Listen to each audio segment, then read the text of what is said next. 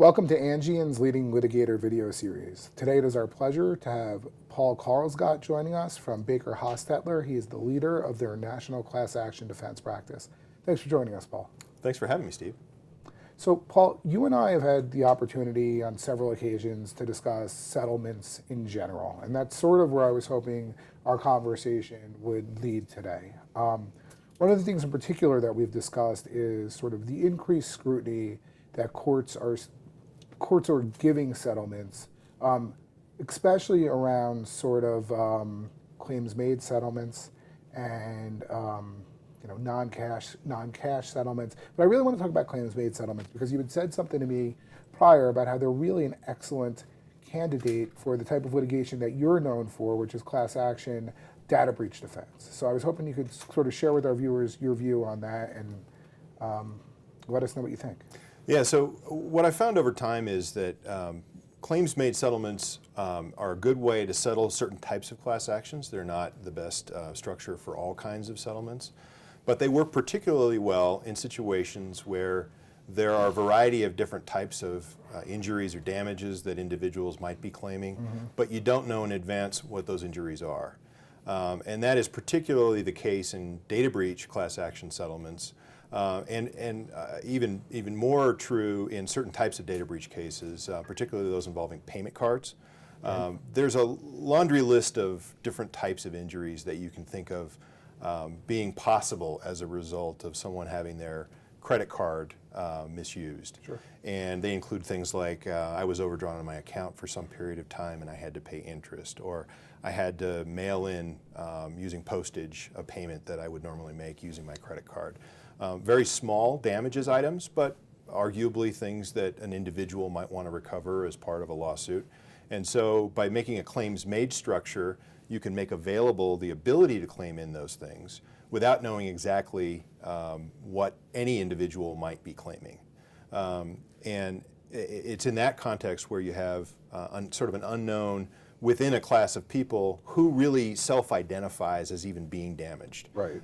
Where a claims-made settlement provides the best structure because you don't have to set aside a certain amount of funds and have a lot left over that you either have to pay to charity as a cypre distribution or pay pro rata to people that wouldn't even self-identify as having damages. No, that's helpful. To your mind, are there any categories of damages that do sort of extend in the data breach context across all class members, or is it all sort of the individualized inquiry that you just talked about? Do you believe they are universal, and should they be treated as such, or are we primarily in the claims-made sort of paradigm?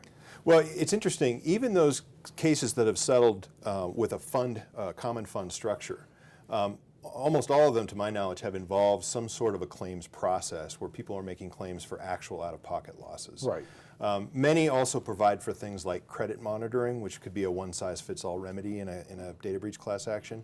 But going back to the example of payment cards, using credit monitoring as a remedy for a payment card breach is really a square peg in a round hole problem. Because if all that's affected in a data breach is your credit card number, the kinds of things that credit monitoring provide aren't going to protect you from a misuse of that credit card number. There's really one thing that fixes it, and it's often done right away after there's been a payment card breach, and that's replacing the card. Right. And so there are some kinds of remedies like that that could be provided on a class-wide basis, but in certain cases they don't make any sense. And with particular reference to payment card cases, providing credit monitoring may provide people with an irrational peace of mind. Right. It may be a real belief, but it's misguided because that kind of credit monitoring doesn't really help their problem. No, that's a valid point. I think that gets lost sometimes on the masses. You feel good that you have this credit monitoring in place, but you've already got a new card. That card number's out of circulation. They don't have any other personally identifiable information. Right. What does that credit monitoring really do? Right. When do we see an objection on that point? Well, I think that the problem that you see in all settlements, and this is really across the board right now, is this additional judicial scrutiny that we're seeing with judges really trying to compare what the plaintiff's attorneys are getting in terms of a fee award, comparing that to the benefit that's actually being provided to the class. And you see that more often. What it creates is it limits the options that parties have to resolve a case for the benefit of everybody who really cares about it. Right. In a claims-made settlement, you can provide the ability to make a claim for anyone who wants to participate and is willing to do the minimal effort required to fill out a claim form. It provides for the attorneys on the plaintiff side to get paid. It provides peace for the defendant. Anyone who really cares about what's at issue in the case is made whole in or given relief in a claims-made settlement. But unfortunately, there's enough judges out there now who are really looking at not wanting to approve the fee component unless they see some sort of commensurate benefit to the class. And so typically when you see an objection in any claims-made settlement, it's based on this idea that the amount that's actually going to be distributed at the end of the day to class members is disproportionately small as compared to the amount of the fees that are being paid. Right, and there's been arguments that the opportunity to claim that, full amount is what it should be based against versus how many people actually do claim. But the other sort of argument that I'm seeing, and not necessarily in the data breach context, it's coming out mostly in the Ninth Circuit, especially in light of the Ninth Circuit's guidance for class actions, is that if you have name and address, you should be sending checks irrespective if someone raises their hand and said, I was aggrieved. And philosophically, I'd be curious your position on that. Just not as it relates to data breach in particular. I mean, look at it in the auto context. I've seen it come up in the auto context. I mean, do you have any thoughts on that? Well, I think typically the defendant's response to that is there's more of a potential for fraud when you're making direct payments because you don't know where the check is going, even if you think you have a good address for somebody. But that having been said, there are some courts that have said, look, if the settlement benefit that's being made available is the payment of cash, money, then you should give them the money directly. You shouldn't make them claim it. Right. That may be true in certain cases where the appropriate benefit for a settlement is simply a dollar amount cash payment that is the same for everybody. Right. In a data breach case, though, as we talked about before, there's a large variation in two things. One, who even self-identifies as having been damaged by the incident?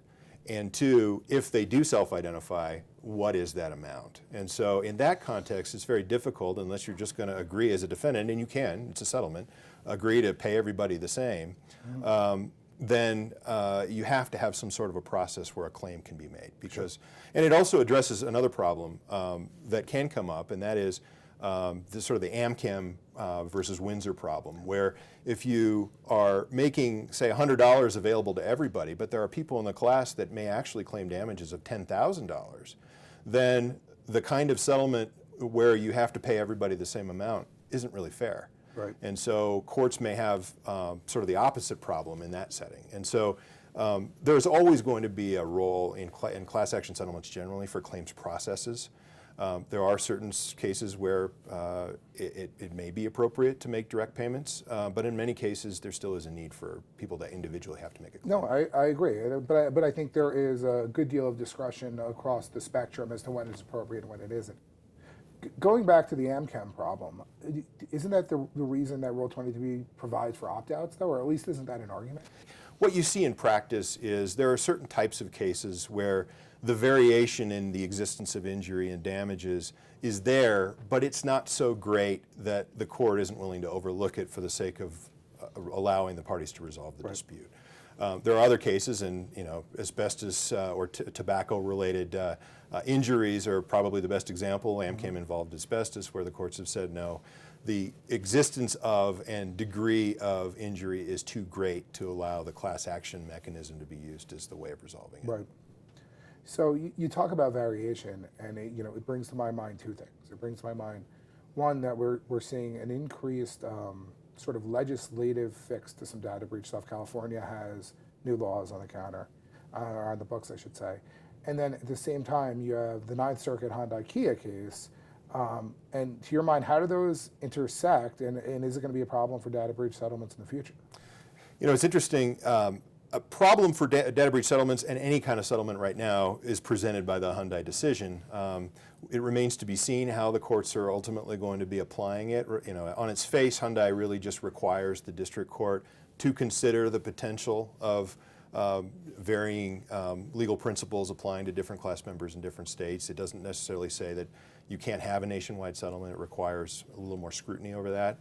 It's conceivable that that will reduce the ability of certain parties to have nationwide settlements and class actions, which then increases the amount of cost associated with litigating them, because now you, instead of having one single case, you have to have 20, 30, maybe 50 different cases. So that does present a potential issue. It remains to be seen whether, as a practical matter, it'll be more than simply requiring the parties to put a little bit more effort into explaining why the class settlement is fair, despite the possibility of different laws applying in different places. But you combine that with very specific state laws providing for specific remedies. And I think as a practical matter, you already see in those situations plaintiffs tending to file those cases as just statewide class actions under those statutes. And so in particular, right now, we've seen a wave of litigation under the Illinois Biometric Information Privacy Act, or BIPA, as I call it. And then the California privacy law is brand new. It remains to be seen what kind of litigation it'll generate. It does have a safe harbor that requires notice be given to the defendant before a class action can be filed and an opportunity to cure. So, but there is a possibility that the emergence of those types of state laws without a kind of a single federal privacy law that supersedes everything will create much more state-specific litigation and less national litigation. Do you think we will eventually see national legislation on the privacy in the data breach context? I have no idea. That's one of those issues that comes up all the time. With today's political climate, you ask me whether any particular legislation has the ability to pass, and the answer is I have no idea. But it is certainly something that you tend to see, and historically have seen in the United States, be something that states deal with, as opposed to there being a single federal standard. What we have tended to see in federal laws are federal laws that are really specific to a particular kind of problem. For example, the Telephone Consumer Protection Act, dealing with potentially offensive telephone communications. Whereas more general privacy laws have tended to be the provenance of state law. Paul, I can't thank you enough for coming here today, sharing your views. There are very few people in the country who know this type of law with the breadth and depth that you have, and it's been our honor to have you here. Thank you. It's been my pleasure, Steve. Thank you very much for having me.